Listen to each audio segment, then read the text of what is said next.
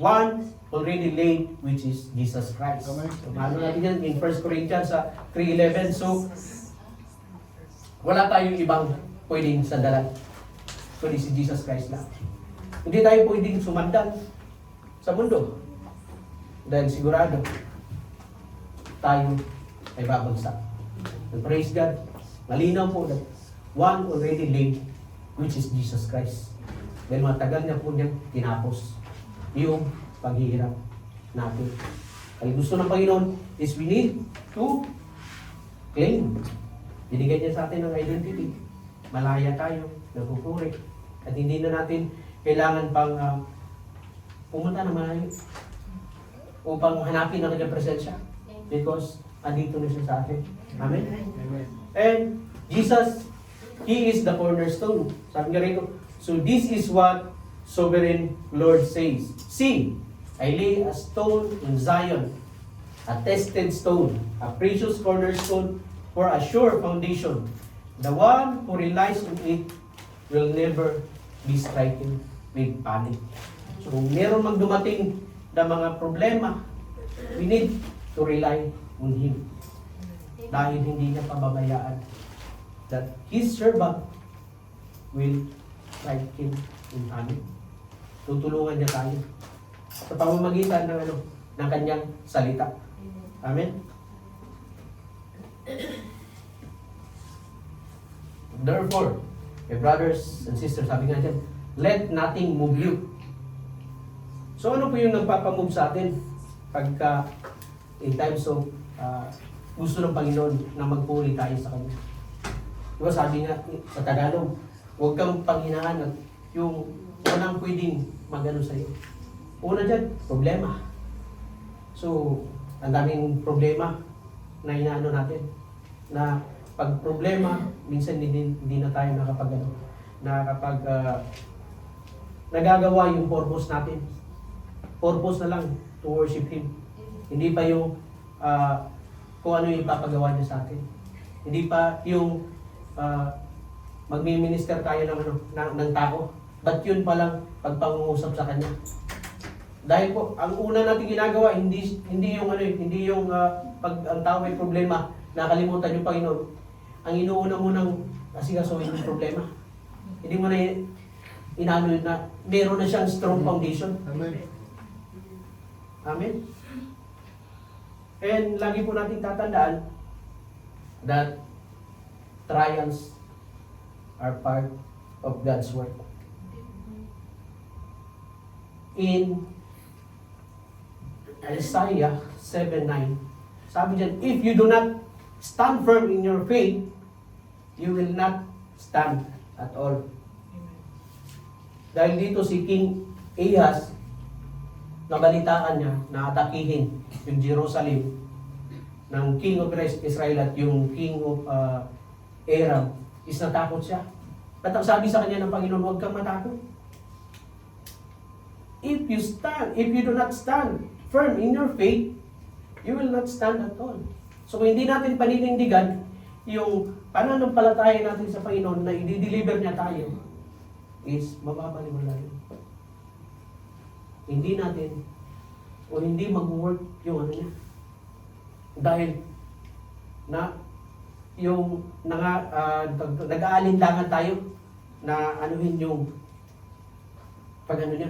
Sabi nga rito in Psalms 46:10, He says, be still, know that I am God. I will be exalted among the nations. I will be exalted in the earth. So pag may problema po tayo, lagi po natin naririnig ang Panginoon. Ang kanyang boses, be still, know I am God. Pag may problema tayo, Lord, may problema na ako. At sabi na Panginoon, be still, know that I am God. Dahil pag napagtagumpayan mo yan, who will be exalted? Of course, ang Panginoon. Because He is our deliverer. Pag may problema tayo, andyan ang Panginoon because He is our refuge. Siya yung takbuhan natin. Amen? Kaya ito pa. In Exodus 14, verse 13 to 14, sabi rito, Moses answered to the people, do not be afraid. Stand firm, and you will see the deliverance to the Lord will bring you today. So kung meron pong nangangamba sa atin, do not be afraid.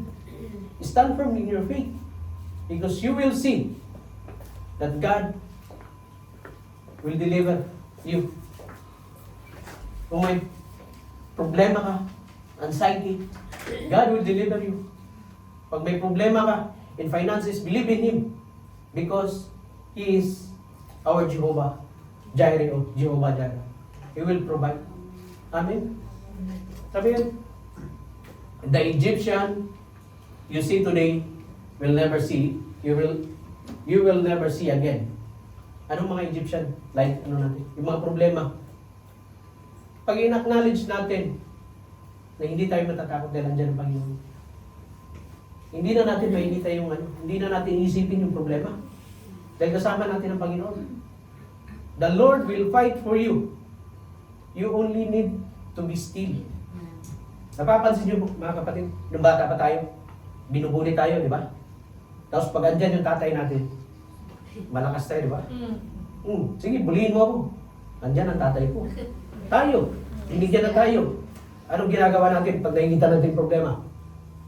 Nanginginig pa tayo. Natakot pa tayo. Nakasama na natin ang Panginoon. Sabi ng Panginoon, huwag kang matakot. Hindi yun. Kasi parang malakas to eh. We need to renew our mind. Nakasama natin ang Panginoon. Kaya sabi niya, the Lord will fight for you. You only need to be still. So praise God no kasi ang kailangan stillness. Believe in Him na bibigyan niya tayo ng ano, ng katagumpayan sa buhay. And praise God no. Minsan sa isang tao pag may problema, lumalayo sa Panginoon. At minsan naman hindi natin naririnig. Lord, parang alayo mo. Hindi mo ba naririnig yung pangusap ko? Si Lord po hindi lumalayo. Nandyan lang yan because He is the God of justice. He is immovable. Amen? Ano sabi rito? Yet the Lord longs to be gracious to you. Therefore, He will rise up to show you compassion. For the Lord is a God of justice. Blessed are all who wait for Him. So, sa Tagalog, maganda ito mga kapatid. Ang sabi rito, pero naghihintay ang Panginoon na kayo'y lumapit sa Kanya para kawaan Niya. So, ang Panginoon nag-aantay lang sa atin. Pag may problema tayo, hindi sinasabi sa atin ng Panginoon, tingnan mo, may problema siya. Sige, anuin nyo. Ang Panginoon nag-aantay.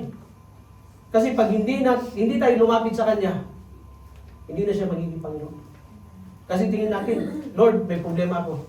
Hindi naman si Lord control para anuin mo na, Lord, i-answer mo yung prayer ko. Kasi mawawala na yung pagiging sovereign niya. Kaya sabi niya, lumapit.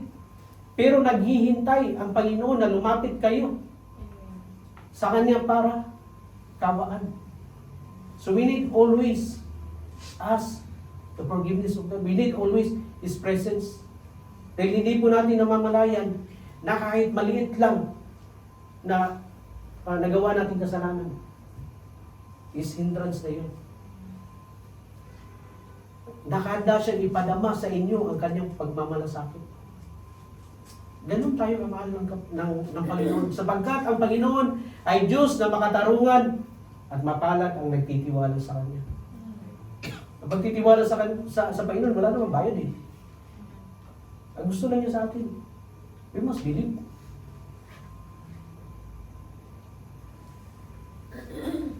In Old Testament, kailangan pa nila ng tao, ng propeta, para makadinig ng kanyang salita. Ba't ngayon, ibinigay na sa atin upang hindi na tayo mahirapan? Upang hindi na tayo mag-utos o magpasabi ng tao na may problema ako, kausapin mo si Lord. Kailangan ko ng deliverance, kausapin mo si Lord. Ba't andyan si Lord? Longing sa atin. Amen? Ang sabi rito, in Romans chapter 5 verse 1 to 5, therefore, since we have been justified by faith, so naging matuwid tayo sa paningin ng Panginoon because sa ating pananampalataya. We have peace with God, praise God, through our Lord Jesus Christ.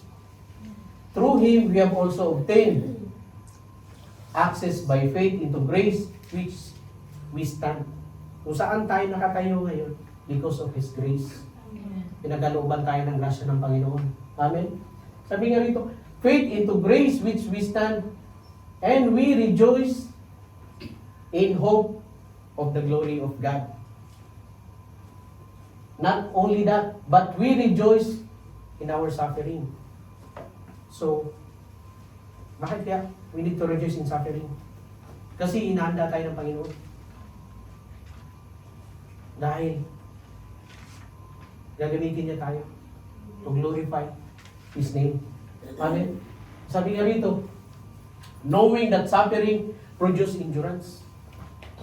And endurance produces character. Amen. And character produces hope. So pag nagkakaroon tayo ng character na alam natin na pagtatagumpayan tayo ng Panginoon, nababago na yung character natin. We're not relying on our own yung pag-iisip natin. We are not trusting and nagtitiwala sa ating sarili o sa ating mind dahil naniniwala na tayo sa Panginoon. And hope does not put us to shame. So yung pag-asa natin, hindi tayo ipapaya. Because His word will not come void. Kung nangako sa atin ng Panginoon na itatawid tayo, itatawid tayo. Dahil ang Panginoon nagsalita. Hindi yan nagsisinungaling. Dahil kung nagsisinungaling ang Panginoon, dapat hindi niya ibinigay ang kanyang buhay. Amen? Because God loves has been poured out into our hearts through Holy Spirit who has been given to us. So, mahal tayo ng Panginoon. Kaya binigyan tayo ng Holy Spirit pag nangangamba tayo. Diba? Kinukomfort tayo ng Holy Spirit. Na magtiwala ka lang. Andito ako. Andyan ang Panginoon.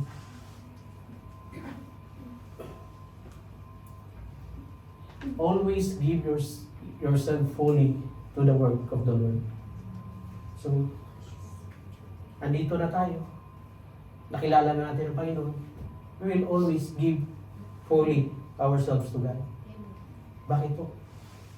Kasi, ibinigay naman niya ang kanyang buhay sa atin. Fully. Hindi niya ibinigay sa atin yung buhay natin. 10%. He gave His life 100%. At hindi sinabi sa atin ng Panginoon, one day, you will stumble. Hindi ko ibibigay ang buhay ko. Nadapa ka, bangon. Andiyan ang Panginoon. Hindi ka niya itutulak. Kundi akain ka niya.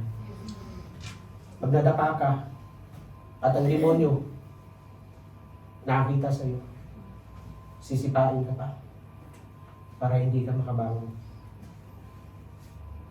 Sabi nito, and we know that all things God works for good to those who love Him, who have been called according to His purpose.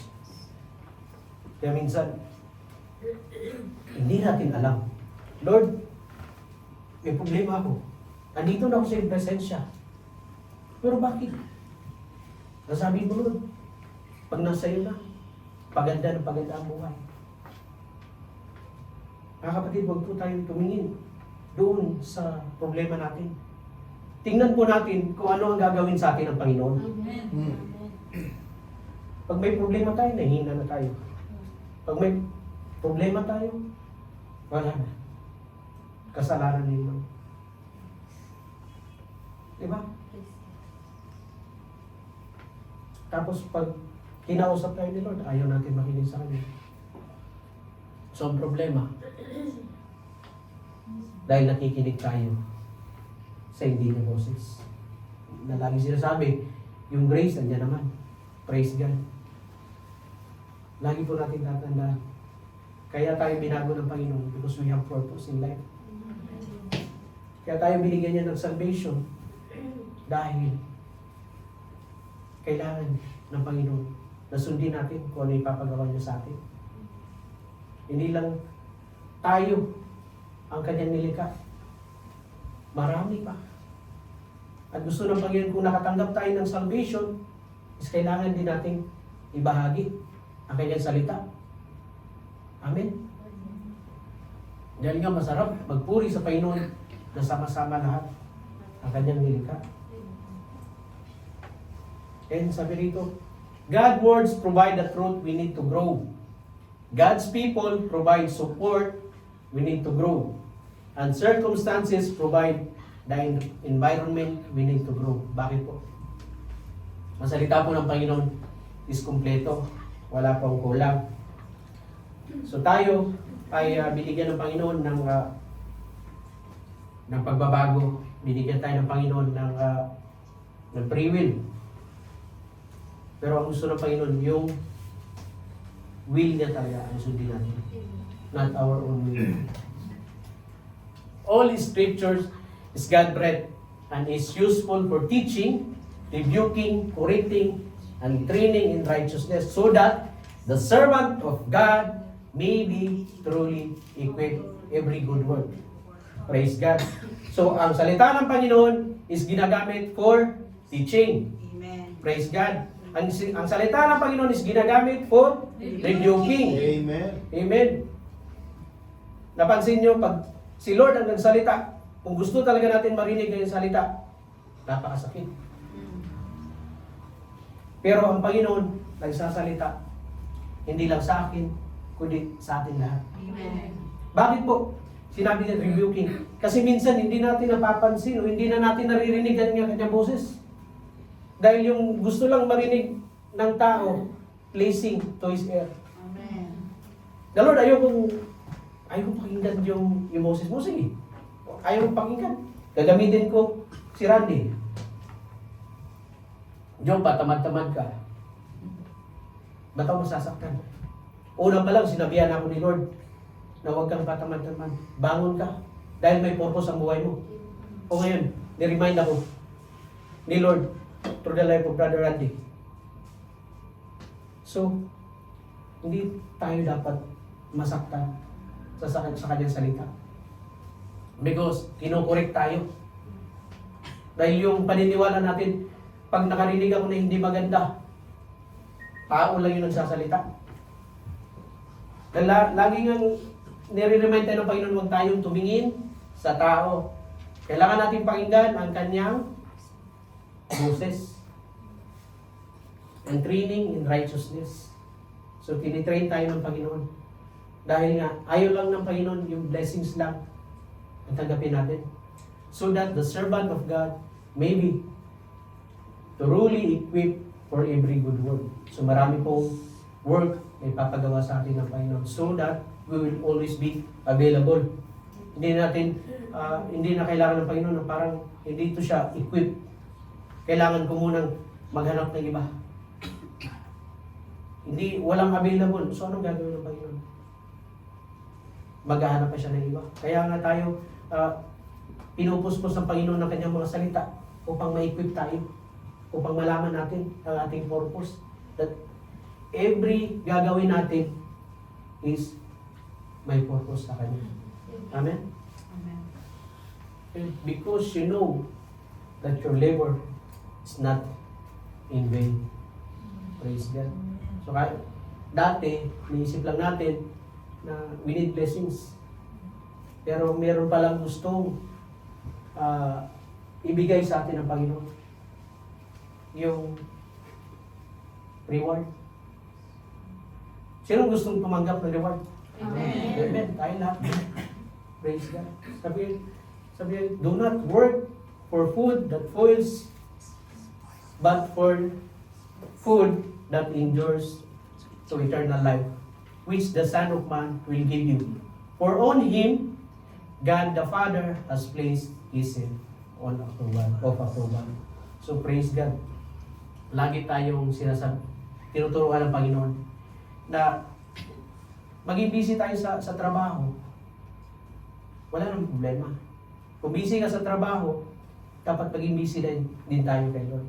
Bakit po? Kung busy ka sa trabaho mo, blessings yun. At gagamitin din ng Panginoon yun upang to glorify His name. Dalang ayaw po ng Panginoon na maging busy lang tayo sa trabaho natin and we didn't serve our purpose. Sabi nga, di ba? What shall profit a man if he gains the whole world but loses his soul? Ngayon, nire-remind tayo ng Panginoon, di ba? That what shall profit a man if he gain the whole world but loses his soul? Nagmamayari ka na ng mundo, but yung soul mo, wala rin. Amen? So, ang gusto ng Panginoon is we need to work out na maging faithful tayo sa Kanya. Because even we are faithless, but God remain faithful to us. Sabi nito, I, the Lord, search the heart and examine the mind to reward each person according to their conduct, according to what their deeds deserve. Praise God. So, the Lord is always searching our heart. Kapag hindi tama ang heart natin, nire-review tayo ng Panginoon. Mali yan. I want you to serve fully with your heart. At ini-examine ng Panginoon yung ano natin. Kaya nga, we always glorifying our God. Dahil wala tayong karapatan na i-glorify ang sarili natin. And sa pag-ano natin, pagsusunod natin sa Kanya, to reward each person according to their conduct. Diba? Dati ayaw natin ayaw natin tumanggap ng reward. So, pag natapos na tayo at andun na tayo sa Kanya, bibigyan ng yung isa ng reward. Kung bakit wala akong reward? According to what their deeds deserve. Alam mo na, kayo lang ang tatanggap ng reward, tapos ako hindi. Ini-remind ako ni Lord. That to reward each person according to their conduct. According to what their deeds deserve. Sabi ni Lord, in Revelation 22:12, Look, I am coming soon. My reward is with me. And I will give to each person according to what they have done. So praise God. Lahat po tayo binigyan ng pribilehiyo ng Panginoon upang magtrabaho sa Kanyang kingdom. And He is coming not just only to give to only one, but to give to us. And we'll give each person according to what he have done. Amen? Di ba pag makain nga tayo, lahat pareha-parehas ng ulam, ng pagkain. Kasi gusto ng Panginoon. Kaya, in times, pagdating din sa reward, gusto ng Panginoon, lahat pareha-parehas. Bakit po? Kasi we are created in His image and likeness. And unang crown na ibibigay sa atin ng Panginoon is imperishable crown. Sabi nga dyan, in 1 Corinthians 9:24-26, do you not know that those who run in a race all run, but one receives the prize? Run in such a way that you may obtain it. And everyone who competes for the prize is temperate in all things. Now, they do it to obtain a perishable crown, but we for an imperishable crown. Therefore, I run thus not with uncertainty. Those I fight not as one who beats the air. Sa Tagalog, maganda po ito. Sabi po rito sa Tagalog, sapagkat ang ating pagsunod sa Diyos ay para tayong mananakbo.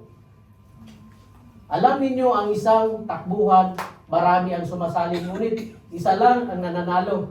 Kaya't pagbutihin ninyo ang pagtakbo upang makamit ninyo ang gantimpala.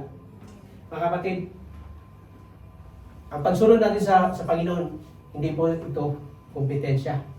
Inalimbawa lang po yan ni Paul na kailangan pagbutihin natin. We need to run the race.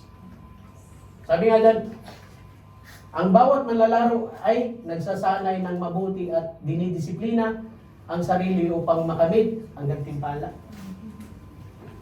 Imperishable, ang ibang term niya is corruptible. Incorruptible. Praise God. Di ba ang turo sa atin? Ang tao, man is a tritype being. Part-like being. Amen. Spirit, soul, and body. Para hindi makurap ang soul ni body, we need to acknowledge the presence of God, which is the Holy Spirit. Para hindi makurap. Sabi nga dyan, ginawa niya ito para sa gantimpalang hindi nagtatagal. Ngunit ang gantimpalang hinahangad natin ay magtatagal magpakailanman. Kaya ang layunin at direksyon ang aking pagtakbo, kumbaga isang boksingero, hindi ako sumusuntok sa hangin. Amen. Si Pacquiao, magaling na boksingero. Naglalaro ba siya na siya lang? Nagsasanay ba siya na siya lang? Di ba merong trainer? Meron pang coach? So, ibig sabihin, andyan ang Panginoon sa atin. We need trainer. We need coach. Kasi pag tayo lang magsasanay,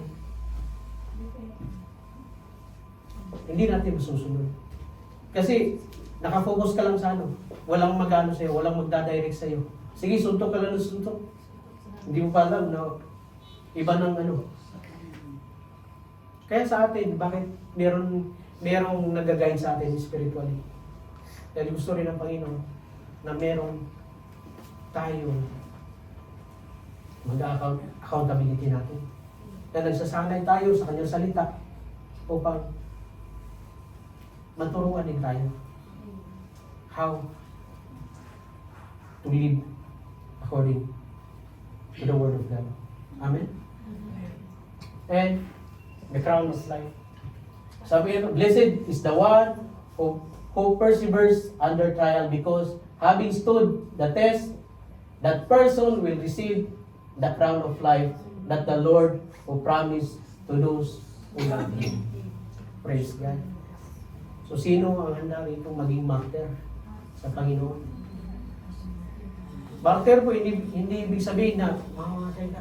Kundi, tayuan mo ang iyong paniniwala sa Panginoon. Na kahit i-persecute ka, sabihin sa'yo, yung Panginoon mo, hindi naman totoo yan. Maging martyr ka. Huwag kang matakot. Because, pag meron tayong trial, andyan ang Panginoon, bibigyan tayo ng katagumpayan. Sabi nga nito, in Revelations 2:10, do not be afraid of what you are about to suffer. I will tell you that they will put some of you into prison to test you, and will suffer persecution for 10 days. Be faithful even to the point of death, and I will give you life as your victor's crown. So nag-aantay tayo, Lord, bumalik ka na. Nakailang taon na siguro na lagi natin inaano na tao yun, Lord, bumalik ka na. Hindi 10 days, kundi ilang taon na rin. Amen. Ba't sabi ng Panginoon, pakawakan mo. Ang problema mo, hindi naman makakano yan. Hindi yan ano sa ng buhay mo. Hindi yan makakadagdag. So we need to claim the crown of life, mga kapatid. Amen. Huwag tayong panghinana dito is parang hindi natin natatamasa yung magandang buhay. Parang, Lord, hindi yata ako anak mo kasi hindi ako milyonaryo. Dito, ang mga kagamitan is mawawasak. But doon, we have place in heaven. Because God said that I already placed a mansion in heaven for you. Amen. So bakit lagi tayong sinasabihan ng Panginoon at binibigyan ng kanyang aral? Dahil ang Panginoon ayaw niyang mabakante ang isang pwesto ron. Dahil mga kapatid, bago pa lang, nung tinanggap natin ng Panginoon, our name is already written in the book of life. Ibig sabihin, yung pwesto mo is ando na. Walang pwedeng makakagaw doon. At walang mag-aagawan kasi kanya-kanya yun. And the crown of righteousness. And now the prize awaits me, the crown of righteousness, which the Lord, the righteous judge, will give me on the day of his return. And the prize is not just for me, but for all who eagerly look forward to his appearing. So, pag sinabing crown of righteousness, mahirap. Dahil we are still living in the sinful world. Kaya nga, lagi tayong nire-remind ni James, in times of trouble, in times of temptation, we need to submit to God, resist the devil, and he will flee. So gusto ng Panginoon na i-practice natin yun. Dahil nag-aantay sa atin. Dahil dito pa lang sa mundo ito, walang righteous.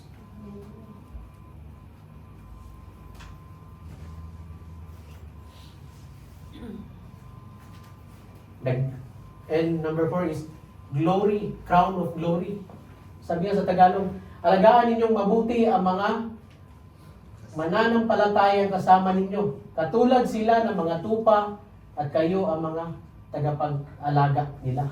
Dapat taos-puso ninyo silang pangalagaan dahil ito ang nais ng Diyos. Hindi dahil sa napipilitan lang kayo o dahil sa may hinihintay kayong kapalit, kundi dahil sa nais talaga ninyong makatulong sa kanila. Huwag kayong maghari-harian sa mga mananampalatayang ipinagkatiwala sa inyo upang alagaan, kundi maging halimbawa kayo sa kanila.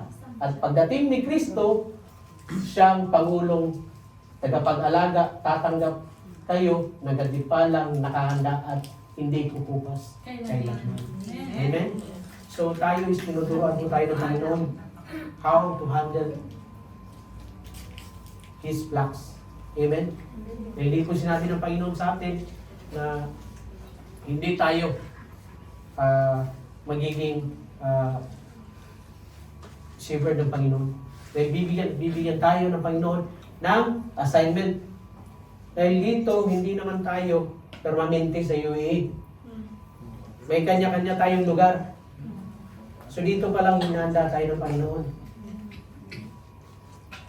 Kaya nga lagi yan, alagaan ninyong mabuti. Pag napagsasabihan po tayo, hindi po ibig sabihin na hindi tayo inaalagaan. Pag nare-review po tayo, hindi po ibig sabihin hindi tayo mahal. Mind you, brothers and sisters, pag na-review kayo with love, nare-review din yung servant ni Lord. At dahil doon, natuturuan ang bawat isa. Two-way. Hindi ibig sabihin pag na-review ka, yung servant ni Lord hindi rin natuturuan. So ang gusto ng Panginoon is maging alam natin paano alagaan. Dahil ang paglilingkod sa Panginoon hindi talaga madali. Maraming tinuturo. Amen. Pag may tinuro ang Panginoon, praise God. Alam niyo mga kapatid, pag nagmamature ang isang tao sa Panginoon, if there is circumstances, nagpapasalamat yan. Lord, salamat kasi natuturuan. Amen. Because hindi na kasi blessings ang hinangad natin. Heavenly reward. Heavenly reward. Dahil crown of glory. Hindi rin ibig sabihin po na yung crown of glory is para lang sa isa.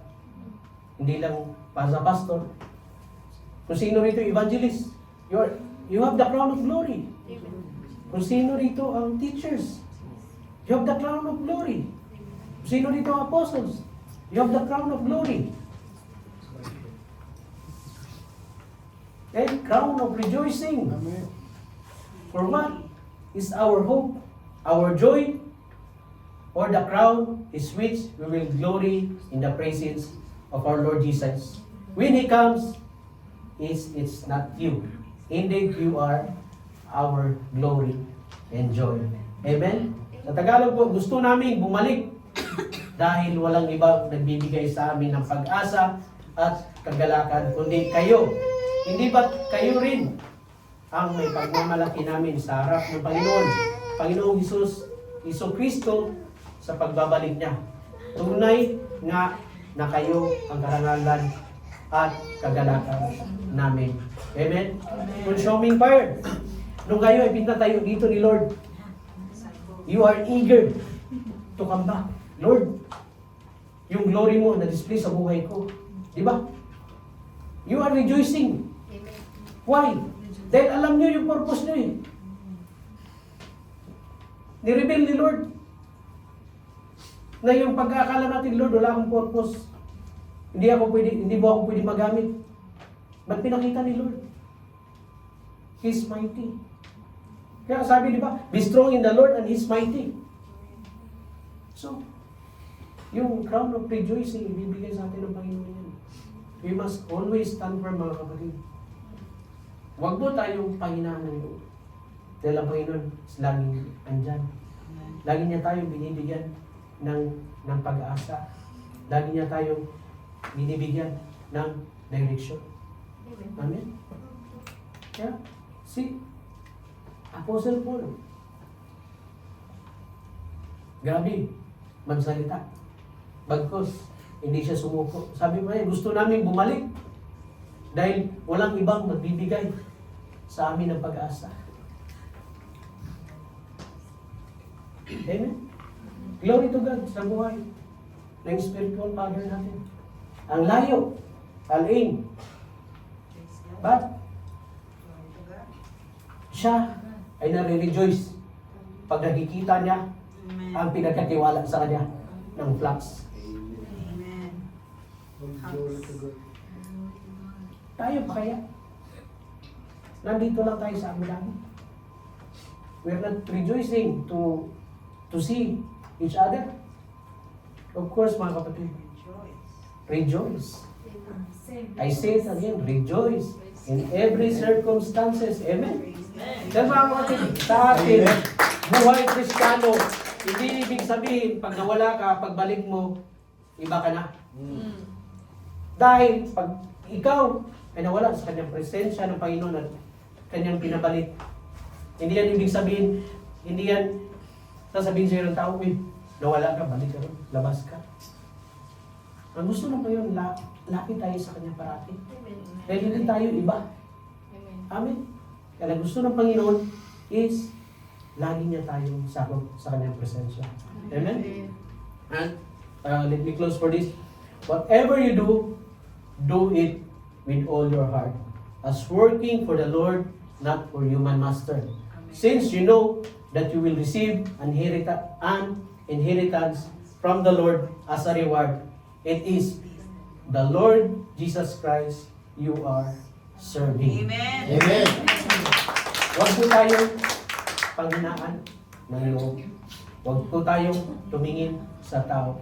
We need always to look to Jesus Christ, which is the perfecter, the author and perfecter of our faith. Amen? Dahil ang tao magpi-fail. But si Lord, hindi magpi-fail. Amen. Amen? Let us stand. Panginoon, maraming salamat sa gabing ito. And then, Panginoon, we thank you dahil you enlighten us, Panginoon, that ang pagsiserve sa iyo, Panginoon, is hindi competition, kundi it's a unity, Panginoon. Unity to serve our purpose, Panginoon.